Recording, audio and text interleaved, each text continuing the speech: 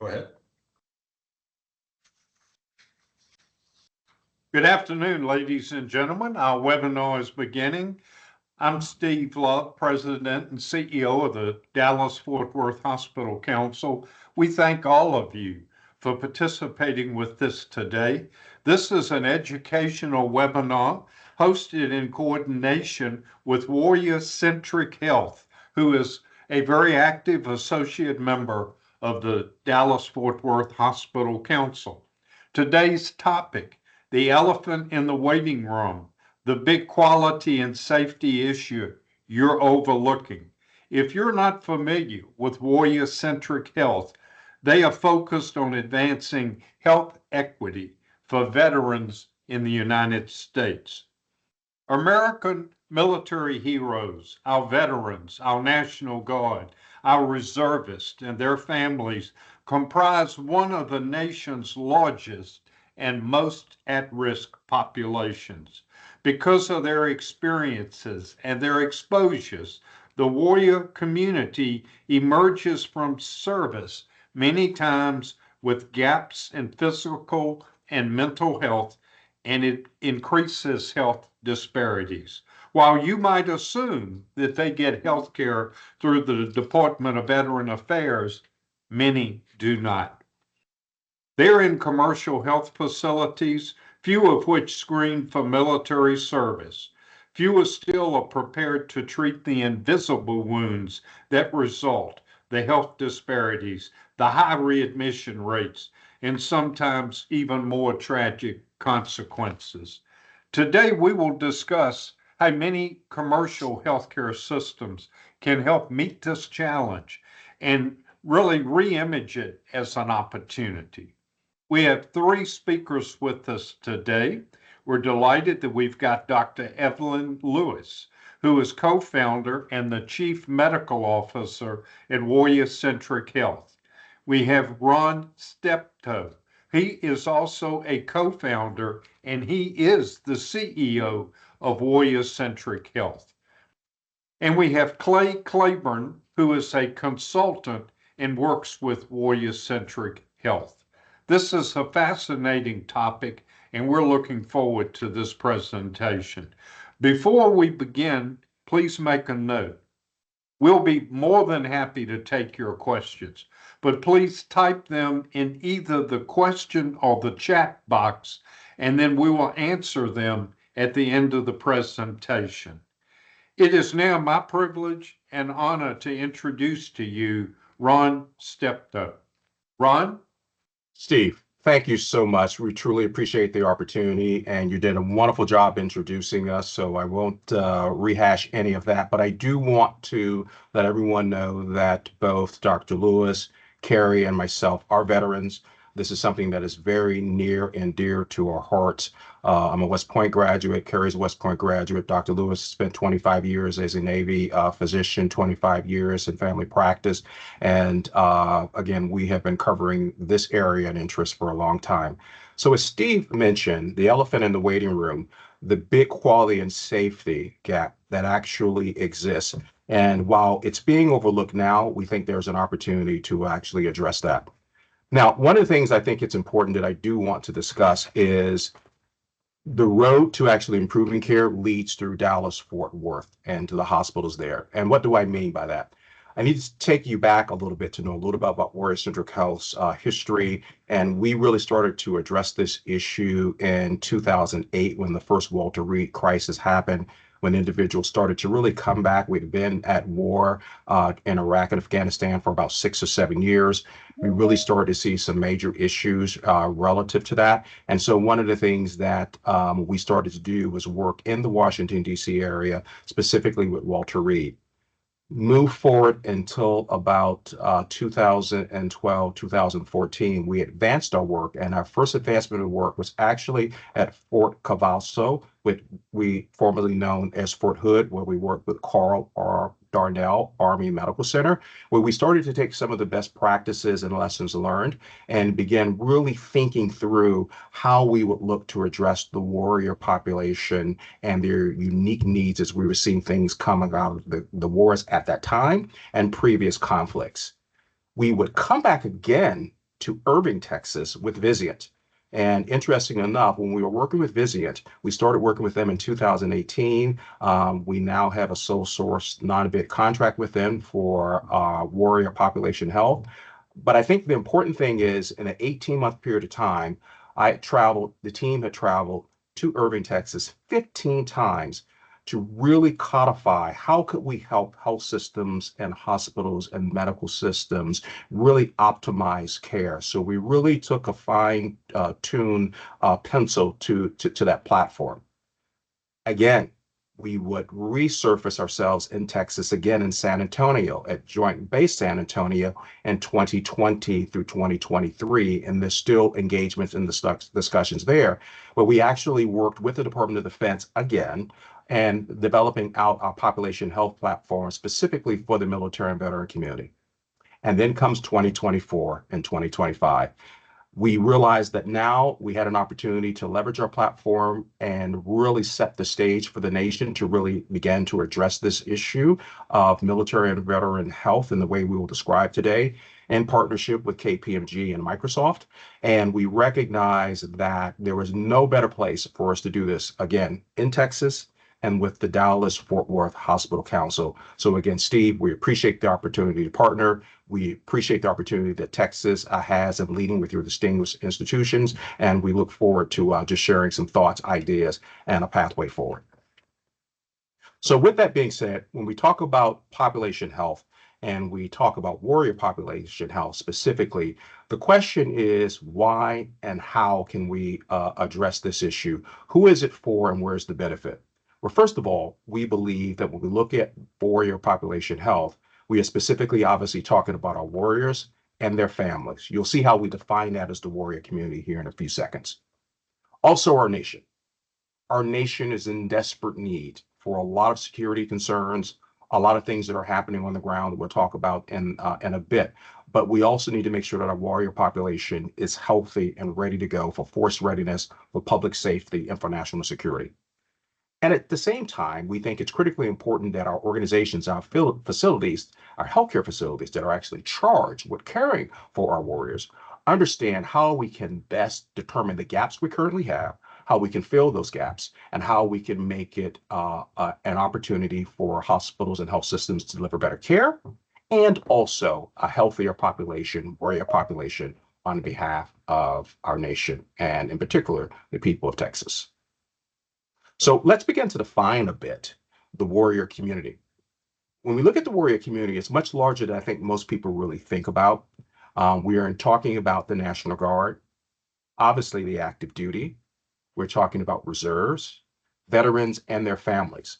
So when you total that up and really look at the numbers, it's about 75 million people, 25% of the population. And what's critical to note is that this population is as diverse as the nation. And that's exactly when we look at healthcare. We are looking to work the populations where we're able to really be able to accomplish so much as we are addressing the unique needs of a particular population, and the warrior population presents that. As Dr. Lewis says, if we can treat the warrior population, we can treat any population in the United States. So what I'd like to do is maybe just begin to quantify the numbers in reference to the number of veterans and their families that are actually in the Dallas-Fort Worth area. So when we talk about percentage, I think many people are surprised when they actually see the numbers. 1 out of 5 patients in the Dallas-Fort Worth area, and you can see the counties that we've run the data on, actually represents the warrior community.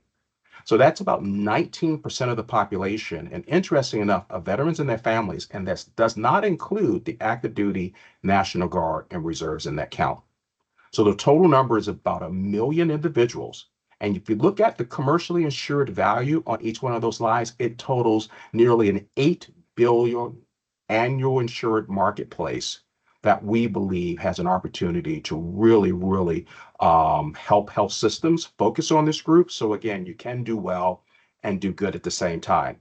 Now, of that 1 million community members, about 330,000 of them are actually veterans, just to get a sense of that.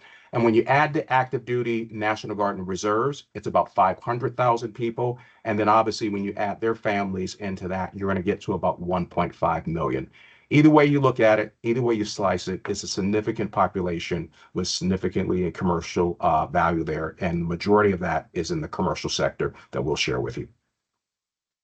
So where where does this all begin? What begins to make the warrior community a community we should pay attention to versus anyone else? I think what most people do not know is that the military is exempt from OSHA requirements during training and deployment. Now, the reason that's important is because when we look at the consequence of that service, whether it's the physical trauma, toxic exposures, mental trauma, 79% of veterans have at least one chronic condition compared to 50% of the general population having one chronic condition. By any stretch of the imagination, this is that healthcare disparity. But yet, we as a nation haven't really wrapped our minds around actually talking about this and highlighting that. And that's one of the things that we're excited about speaking with the Dallas-Fort Worth Hospital Council, engaging with Steve and his team. And Steve said, Ron, we in this area want to address this problem. And if we can be an example for the nation, let's get that done. Now, the other thing I'll share with you that I think it's important to note is that, remember, as military individuals, as a community, we're the healthiest people to actually enter the military. How is it that we become America's least healthiest people coming to the other side? And what that looks like specifically, which we're very familiar with, PTSD, post-traumatic stress disorder, traumatic brain injury, those tend to be in the headlines. What's under the waterline is the things that you see as healthcare systems every single day. But I wonder whether or not we recognize the disparities that exist when you look at veterans versus non-veterans. If we look at just the increase in the rates of cancer, an increased level of 11% for veterans, heart attacks 40%, stroke 15%, diabetes 7%, COPD 7%, and coronary heart disease. So these are some significant challenges that our service members are actually suffering from. So, Ron, what I would want to make one other point about this slide in particular. We use this iceberg sort of image here to drive home the fact that there are all of these issues below the surface there. And from my perspective, what that represents is that when we have patients in our space, in our office, and we're not asking them, are they veterans or have they served? Those are the things that we're going to be missing that could take our businesses down like it took down the Titanic, if you will. So if we're thinking about being efficient, watching our spending and revenue, et cetera, it's very important that we not acknowledge that. That's why we really need to be asking that question very early on so that we can come to recognize that there may be a number of different things below the surface that we can find out very quickly and react as we need to very early on. Dr. Lewis, I appreciate you actually bringing that to light. And I think that leads into really the next, point of this is that most folks have, they always say that this is really compelling information, but what does this have to do with us in the commercial sector? Because all vets get their care at the VA. Well, that's actually not the case. In fact, of the 16 or so million veterans in the United States, only 9 million are registered with the VA for healthcare services. And of that 9 million, only 6 million get their care at the VA on an annual basis. Now, here's the key statistic. Only 12% of male veterans get their care at the VA only. Only 20% of female veterans get their care at the VA only. So that represents that small little blue section that you see here that's not shaded, about 2.5 million veterans. The majority of the rest of the veterans, as well as those that are in the community, and when we look at the National Guard and reserves that have done their service and actually got out, okay, and still have gone and dealt with natural disasters or even been downrange, as we would say, to deploy. It's a significant number of individuals, again, totally close to 27 million individuals. And when you add their family members to it, this is where we get the 75 million individuals that are actually being seen in the commercial sector. What I'd like to do is take a moment to share a story of Matthew Fass. Matthew's story is quite compelling because it does speak to a through line we'll talk through the rest of the webinar here, but it does highlight the quality and safety issue that is urgent, and that's a national crisis. I'll let the story kind of speak for itself, but then we'll come back and we'll share light on that and actually have Kerry share a bit of his experience as well. So give me 1 second for this transition.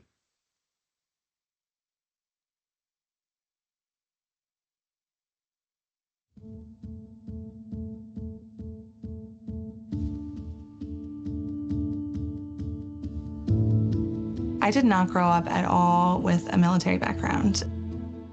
And so it really wasn't until I met Matt, my husband, that I was really introduced to this whole world.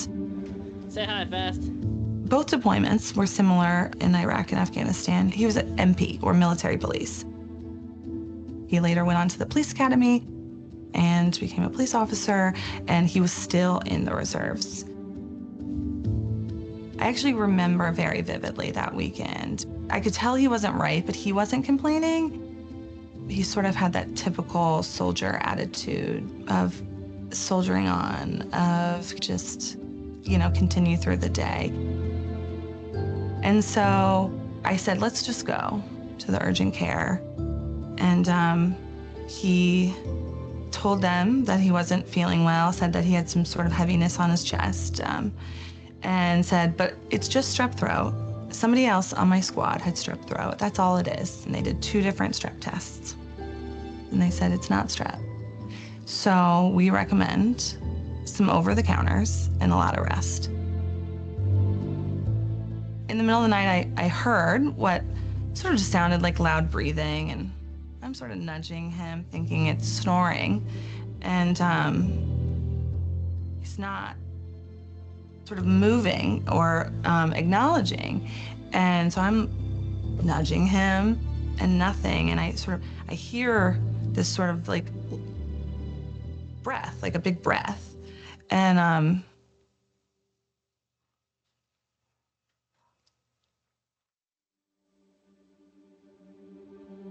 then we buried him the following Monday. It wasn't possible. I know everybody says there's no way that could happen. He's healthy, you know, all these things, or he's young, he's invincible. The story didn't play out that way. That wasn't how the story was gonna go.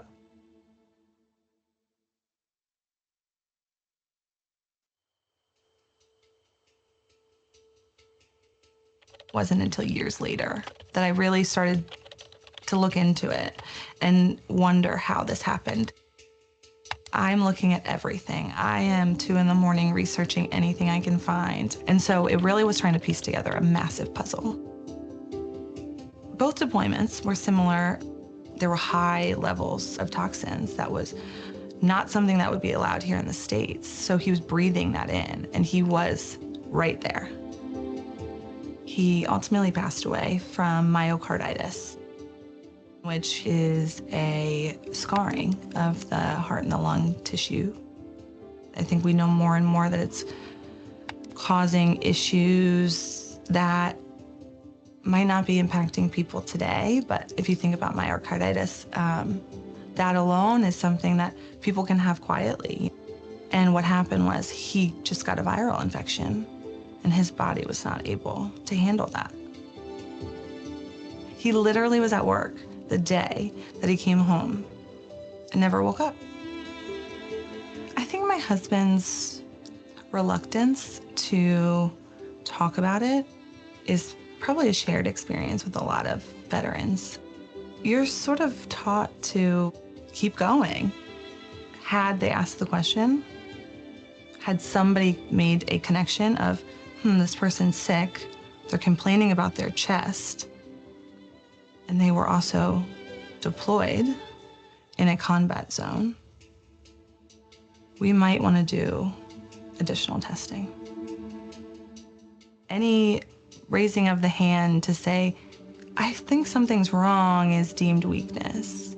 And I think that's what I would change, is to remove the stigma of weakness around saying I'm not well.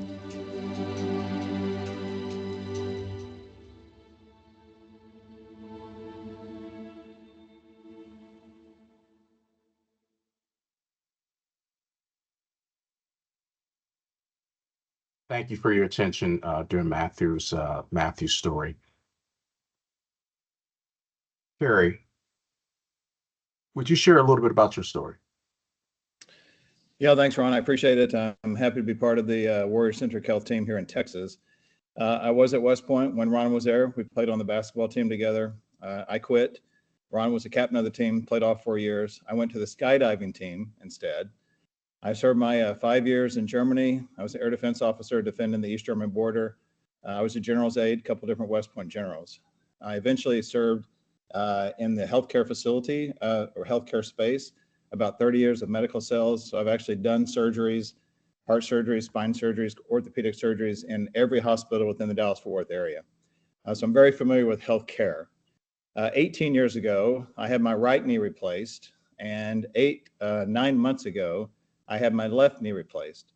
I went into 2 different healthcare facilities here in the Dallas-Fort Worth area. One was for pre-op and one was for the surgery. Both facilities asked me, "Are you a veteran?" I said, "Yes." I then waited. I said, "Any other questions?" And they both said, "No, why?" And I said, "Well, what are you going to do with the information that I'm a veteran?" And the first, where I was on the pre-op, said, "If you die in the hospital, we'll give you a memorial service." And the second facility said, "We don't do anything with the information." Now, had they asked me, "Oh, so Carrie, you're a veteran, so where did you serve?" And if I had said I'd served in Afghanistan, a couple of tours, like most of our veterans have over the last 20 years, then it would have led to the idea that I might be suffering from some respiratory or some cardiac. Do you have any trouble breathing? These types of questions would be the follow-up to me personally as a veteran. So I just recently have lived this, understanding this idea of asking not just if you're a veteran, but then pursuing the follow-on questions about that, which gives the facility the ability to actually do the testing by my insurance. I'm Blue Cross Blue Shield, privately paid insurance, and they could do the testing on me that would be beneficial to not just me, but also to the facility, which also eventually would reduce the readmission rate, potentially if I do have respiratory problems. So that's my story, and I think it's very relevant to this DFW community. Thank you, Carrie. We appreciate that. Dr. Lewis, you're on mute. Sorry about that. It took me back to the COVID days of you're on mute. But your story is very interesting to me, and Ron and I were talking a little bit about this before, because what's disturbing to me in what you were just sharing with us is that you said that you had this issue. 2 hospitals asked you, were you a veteran? One said they would do with that information is give you a memorial service. The other one says, well, we're not going to do anything with it. And so my question for them might be, what other kind of information do you gather that you do nothing with? I mean, we ask patients, do you smoke? We don't just stop there. We say, how many? What kind? What do you use? You know, all of those other details that put some substance around that particular issue. And so it sort of follows on with the same kind of concerns when 1, they don't ask, or 2, they ask and they say they're not going to do anything with the information. Well, it's interesting that you both bring that up as a scenario because there's data that actually reinforces that thought. In fact, this was done in 2015 by the American Hospital Association, and they asked, and this is the most recent data we have of this particular survey. And so you'll see that they asked about veteran status. Only 57% of hospitals ask about veteran status. But to the point being made here, only 10% of the hospitals did anything with the information to actually determine what the care gaps may be. And then only 7% used the information for any type of demographic or patient satisfaction surveys. So, this really plays into, Carrie, your story this is 10 years later, and we're really, having some variation of this or nothing at all in asking the questions. We do know the healthcare systems do this because they do it for many other populations. But for some reason, the military and veteran community, there's a challenge, and yet we are the community that has more chronic conditions than a general population. So you can see the chasm and the gap is wide, and a lot of it's process. And the question is, how do we close that particular gap? Dr. Lewis, I know we had talked about this 2023 data, and I know you had some thoughts around this as well. Yeah, I think it again sort of picks up on some of the things that Gary was just saying, as well as the previous slide. But I think this adds a little bit more to that conversation, in that when you were asking physicians if they ask veteran status, you can see whether you're talking about strongly agree, or neutral. Less than half, significantly less than half of them did anything with that. But when you look at the question, knowing my patient was a veteran would help me provide better care. Really think about that for a second. Knowing my patient was a veteran would help me provide better care. And you could see that 60% of those providers agreed with that.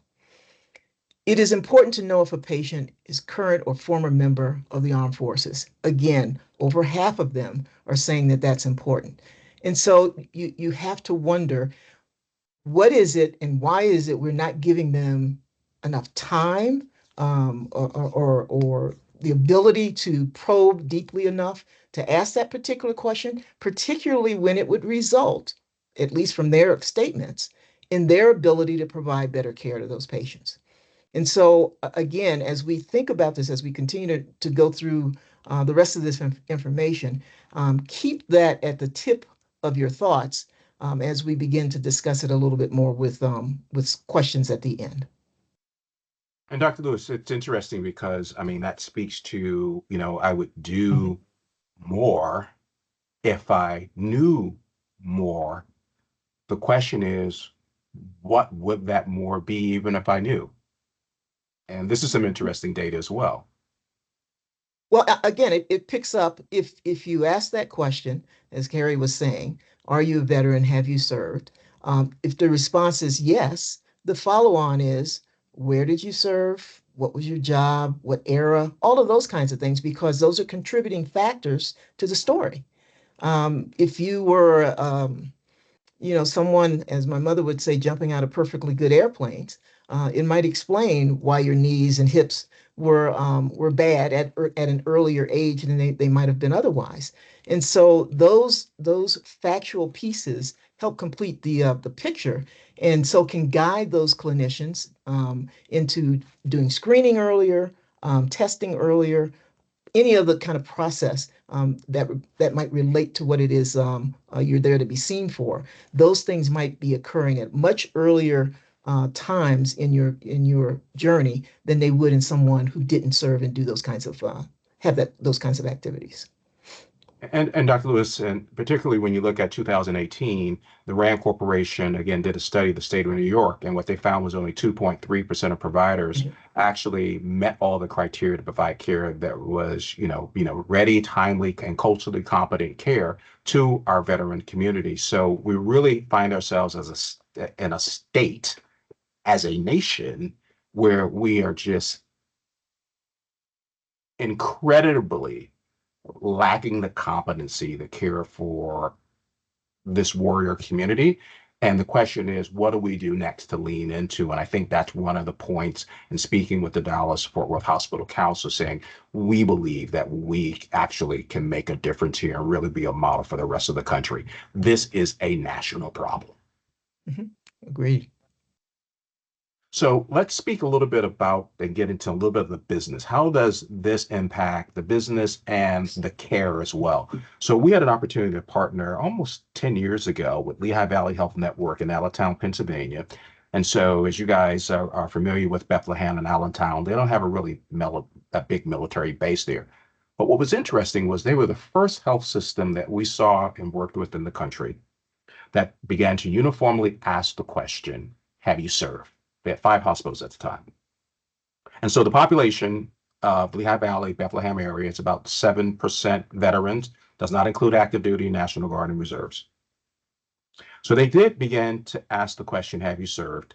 And they found that veterans fought above their weight class in foot traffic, both in ambulatory care and in inpatient, to the tune of 10%. So 7% of the population created 10% of the foot traffic. When they looked at the GRGs and they looked at the revenue, 7% of the patients created 13% of the revenue.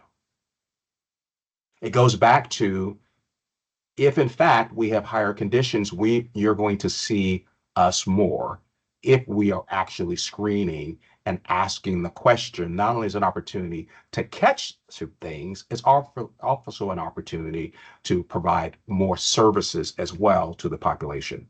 The challenge, though, was they found as they did the initial assessment, was that veterans had a 36% readmission rate versus 25% for the general population. Significant points to actually make concerning here. And so the question is, you never want to take revenue off the table. The question is, can we do better? And the point is, with the disparities that we're seeing in the readmission rate, there is an opportunity, there are processes to do better. Now, what does that process look like? Is this something that is happening in the vacuum when we look at healthcare disparities? It is not. You've got CMS coming out of COVID that recognized that health equity is a major issue, and we now have our regulatory requirements and frameworks around hospitals and health systems having to address this issue. On the ground, actually having surveys, the Joint Commission now has their elements of performance, actual quality and safety, particularly the National Patient Safety Goal related to healthcare equity. As you know, there are now 8 national patient safety goals, of which healthcare equity is one of those. And so the question is, how potentially do we look at what is happening from a regulatory and accreditation perspective? How are we able to leverage that as an opportunity to do better, to actually reduce those readmission rates, being able to identify a patient? And we believe that in the context of having a blueprint that lays out warrior population health is the perfect opportunity, perfect population to actually begin to improve care, for lack of a way of putting it, using the rubric of what has been laid out by the Centers for Medicare and Medicaid, CMS, and their regulatory requirement, and the Joint Commission's accreditation requirement. So let's take these one by one in reference to that process. The first thing we look at is doing an assessment of the community. And the way you do an assessment is begin to ask the question, have you served? Now, what's interesting is if you do ask folks, why do you ask the question? Primarily it's for insurance. We ask someone, or we can find out who our veterans are because we know if we're getting paid by the VA because that veteran got some care in the commercial sector, or their TRICARE. That's about where people stop. There's the next questions that you begin to ask, not just about insurance, but as we said, where have you served? When did you serve? What might you have been exposed to? What concerns do you have? That really begins to lay out assessing the community, and no different than we do for any other community with community benefit, really creating what we call a warrior community health needs assessment. The second thing is really once we identify that we've got this patient group, we begin to address that. How do we begin to look at particular populations and roles that people may have had in the military? What might be some of the health conditions that may be disproportionate from the warrior population versus the general population? Let's quantify that gap, and let's begin to actually track that. Do we have higher incidence of cancer, respiratory health issues, cardiovascular issues compared to the general population? And then once we've quantified those gaps, how do we begin to increase the competency, the awareness of those particular gaps and how to treat them? As Carrie mentioned, if someone has been in Iraq during the first Gulf War, we would look at oil fire exposures, Vietnam, Agent Orange, the current environment that we've had, or at least the most recent conflicts we've had with Iraq and Afghanistan, depleted uranium, burn pits, toxic exposures, explosive devices, flying at supersonic speeds. All these things can have a material impact on the health and health conditions of our service members And the question is, how do we begin to increase the competency not only of our clinical staff, but also our non-clinical staff? Non-clinical staffs need to be able to assess, identify this person is a member, either a veteran, National Guard, Reserve, and or family member. Clinical staff, again, needs to understand the competencies of being able to be aware, to be able to screen, to be able to diagnose, treat, and then proper care management of the patient population. Next, we look at communicate. And I'll say communicate, and I'll say communicate. And communicate not only with our staff, but also communicate with the patients and communicate with the community, that you actually understand that this is a population, warrior population health practice area that you've invested in, that you are looking to have this patient population come. And the reason it's important to communicate with them is because many of the service members, because again, we are taught to suck it up, many of us will not complain and we'll just suffer through it. But it doesn't have to be that way.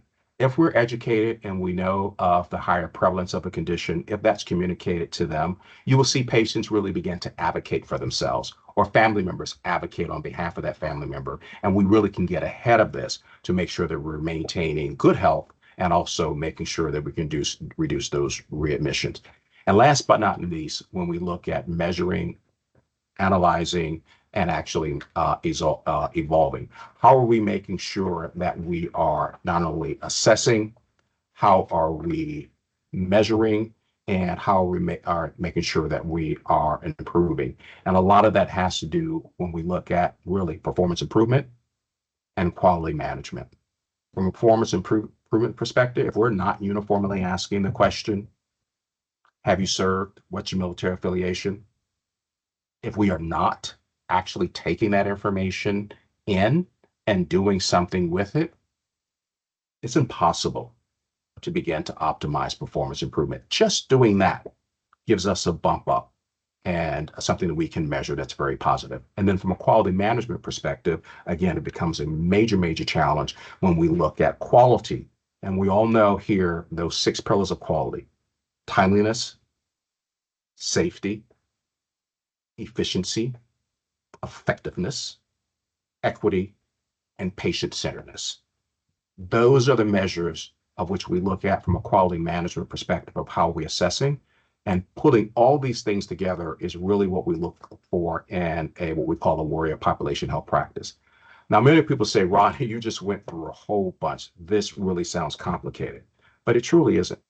It's something that you're already doing. The question is, have we thought about the military and veteran community in that context? So, for example, begin to ask the question, have you served? Or what's your military affiliation? This is what it looks like on the ground. Number 2, capturing it in the EHR. Once we captured it, hey, Sergeant Fast, where did you serve?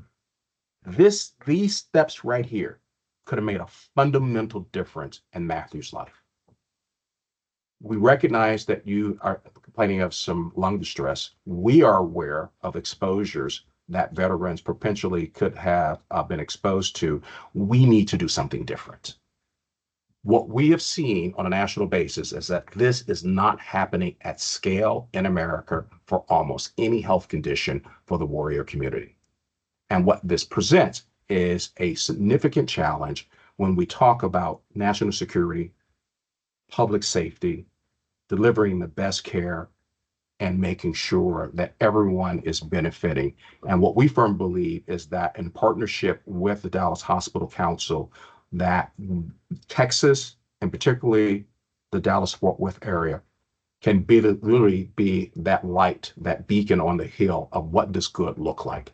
And that's why we've returned to Texas to put this stamp and show the nation what does good look like. So while you already have to fulfill accreditation requirements and regulatory requirements, can we consider the military and veteran community in that as we look at a population health practice, not only that benefits you as a health system, but quite frankly, it benefits everyone.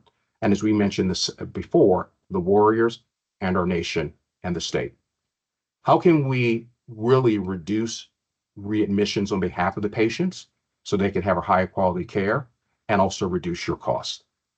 How can we actually at the end of the day, do well and do good. This is a population that is highly insured.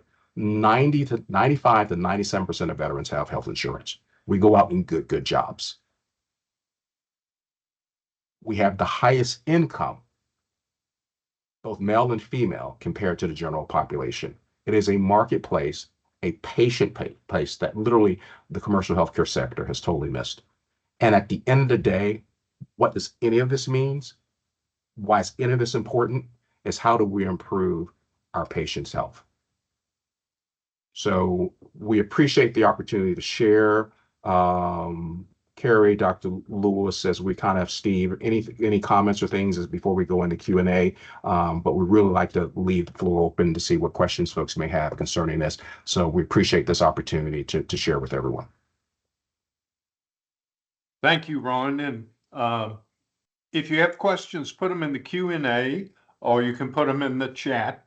And also, Ron, some people gave me questions prior to the webinar. And one of those was, we certainly understand, like we heard about you a veteran when you come to a hospital. Does your program also extend to other providers, like primary care physicians, before maybe the individual is referred to a hospital?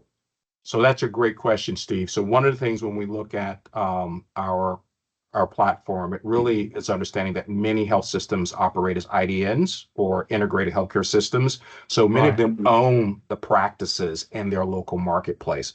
So our platform is ideally suited for those healthcare systems, for those hospitals where they actually own the surgical centers, where they actually own the outpatient, because that's how you really can control the cost. And so those have been some of our primary targets, focused on where that veteran can go, stay in-house, if you will, within the umbrella of the health system, and can be fully tracked.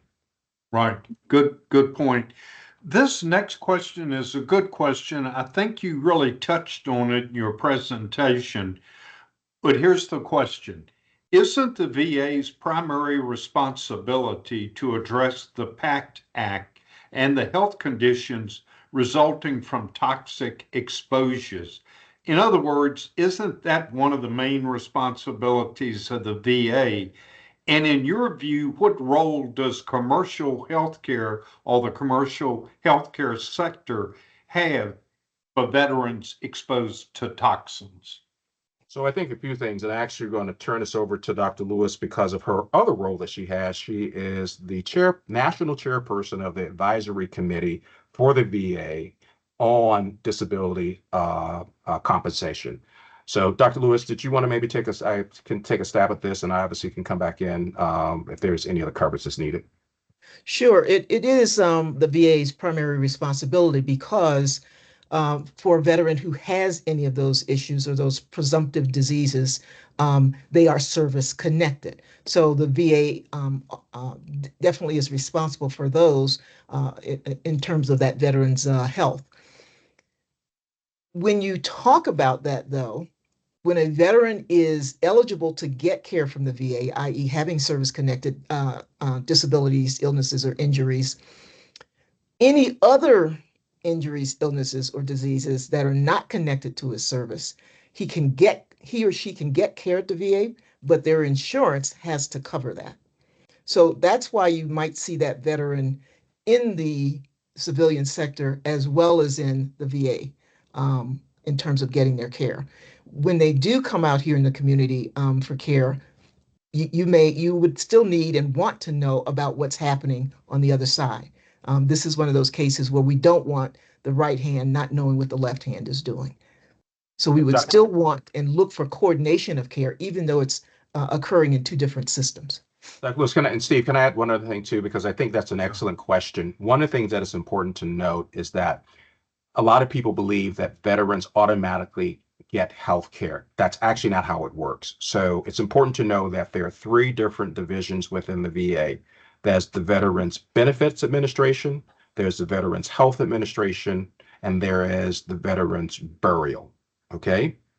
The Veterans Benefit Administration, you see a lot of things where veterans obviously are able to get the GI Bill, they're able to get home loans. So everyone thinks, oh, most veterans can get home loans and qualify. Every vet can go to get health care. A vet must walk into the VA and must say, I have a problem. I believe the problem is this. It then must be adjudicated. It must go through a panel. There's a whole evaluation process to be looked at for what we call a service-connected condition. And for example, I have something called Morton's disease. That's an aroma in my foot wearing combat boots. Went into the VA. I started having challenges. I was in the pharmaceutical industry for a while. Had trouble walking past 1 o'clock. Would get sharp pains in my foot. Happened to be selling a non-steroidal called Feldene back in the day. My podiatrist, I was called, and the one said, you need to go to the VA. So I did that. They said, yep, you got Morton's disease. And so I got rated for 10%. It wound up resolving after 2 years, so it's back at 0%, but I'm still a rated vet. The key thing is I can go to the VA for the rest of my life for that particular condition. No questions asked. Anything else that I have that is non-rated, to Dr. Lewis' point, the VA will see me. There are 8 different priority groups. I'm priority group number 6. So that means when will I get an appointment? Okay, even if I can be seen. But the VA must, by law, charge my private health condition for anything else they treat outside of my foot.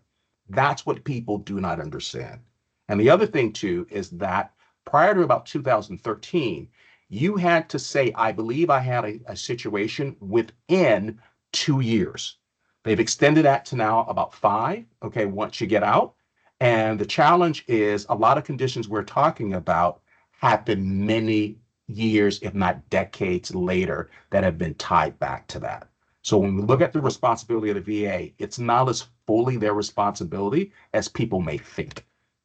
Right. You know, Ron, we're getting some activity in the chat.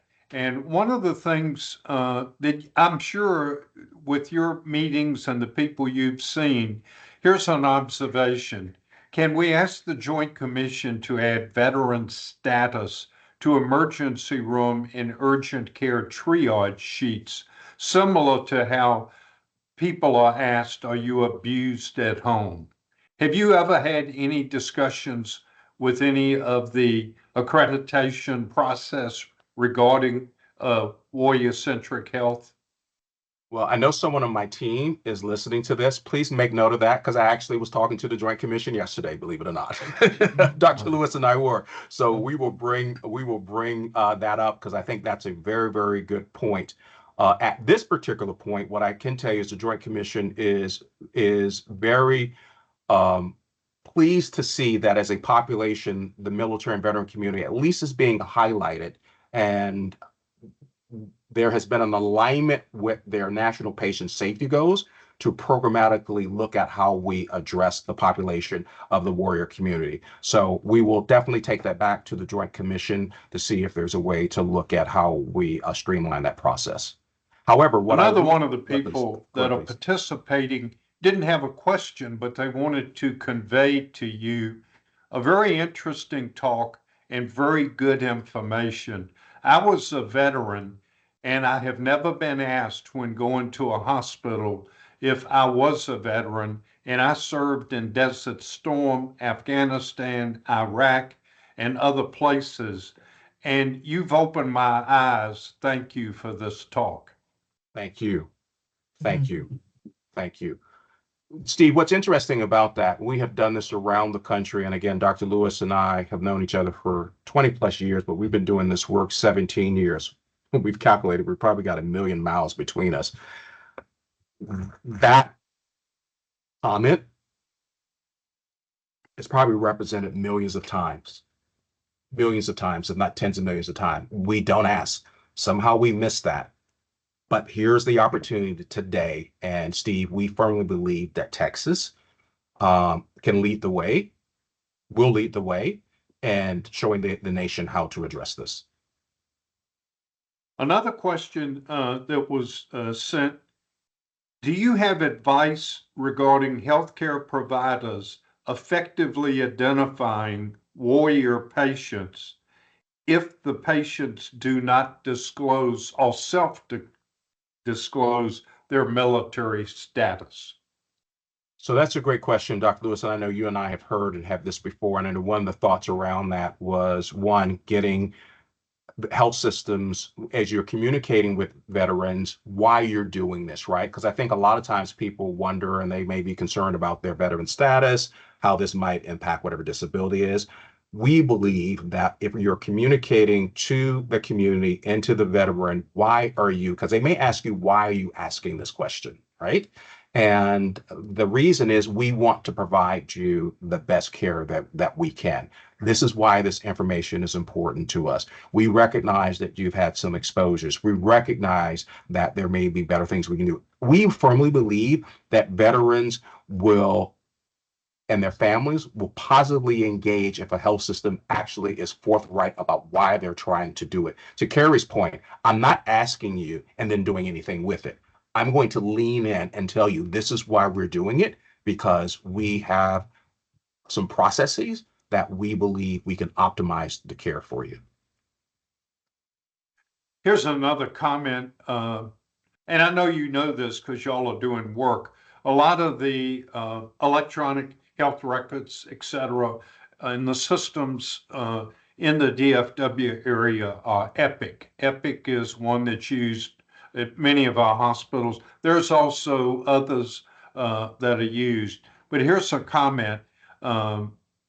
If we have electronic health records, is there a way to, or a path to add to that the question, are you a veteran?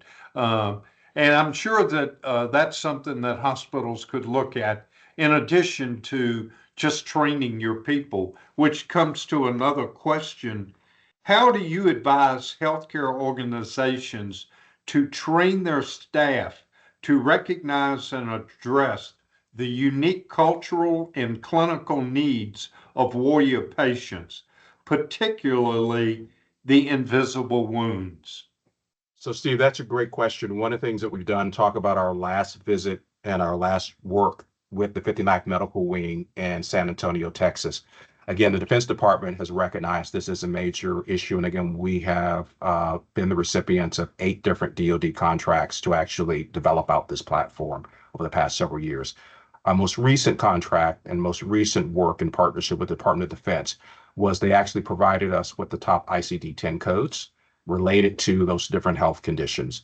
We then developed a training around those codes. So we're not guessing. We know exactly, particularly in cardiovascular, musculoskeletal, respiratory health, mental behavioral health, women's health. And so one of the things that we believe that we bring of value in our platform is that we are not making this up. We know exactly what the gaps are. We are in partnership with the Department of Defense, been signed off by them to make sure, because they actually do see, again, are concerned about force readiness.